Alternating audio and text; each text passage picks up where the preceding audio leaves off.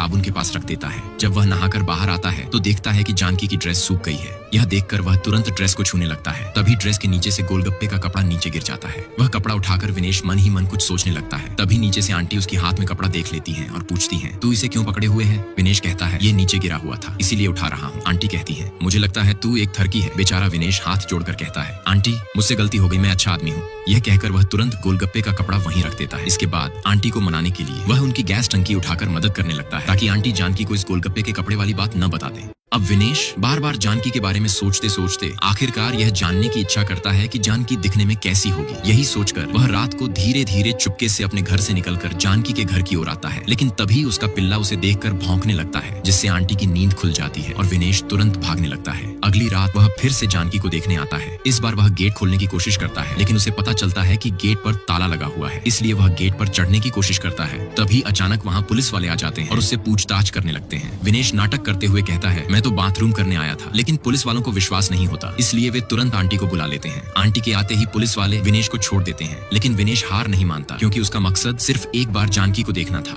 इसीलिए वह जानकी के लिए एक घड़ी खरीदता है और उसे चुपके से उसके लिए रख देता है। अगले दिन जानकी वह घड़ी ले लेती है। अब विनेश यह देखने के लिए कि जानकी कौन है, तालाब के पास आने वाली हर लड़की के हाथ में चुपके से देखने की कोशिश करता है कि कौन वह घड़ी पहने हुए है। लेकिन बहुत देर इंतजार करने के बाद भी जानकी वहाँ नहीं आती। इसलिए विनेश एक और बड़ा प्लान बनाने की सोचता है। अब विनेश सिर्फ एक बार जानकी को देखने के लिए आखिर में उसके घर पर ड्रोन उड़ाने लगता है, लेकिन ड्रोन वाला सही से नहीं उड़ा पाता, जिससे विनेश अच्छे से एक बार भी जानकी को नहीं देख पाता। तभी आंटी एक लंबी सी लकड़ी से उस ड्रोन को नीचे गिरा देती है। ड्रोन वाला मोटा तुरंत जाकर अपना ड्रोन उठा लेता है और आंटी से कहता है, मेरे ड्रोन के पैसे जल्दी दो। आंटी सिंघम की तरह घर के अंदर जाती है और एक लंबी सी बंदूक लेकर बाहर आती है। फिर मोटे से कहती है, पैसे चाहिए तुझे, ले पैसे। मोटा कहने ही वाला होता है, क्या ये खिलौना लेकर आ गई? कि तभी आंटी उसी बंदूक से एक फायर कर देती है। डर के मारे मोटा तुरंत भाग जाता है। अगले दिन जब रात को विनेश ड्यूटी पर होता है तो आंटी उसे अपने घर आने के लिए कहती है। यह सुनकर विनेश मन ही मन बहुत खुश हो जाता है क्योंकि रात को जानकी कमरे में रहती है, इसीलिए वह तुरंत गाड़ी दौड़ाते हुए सीधे आंटी के पास पहुंच जाता है। तभी आंटी विनेश से कहती हैं कि वह उनके कमरे में जाकर जानकी को बुला लाए।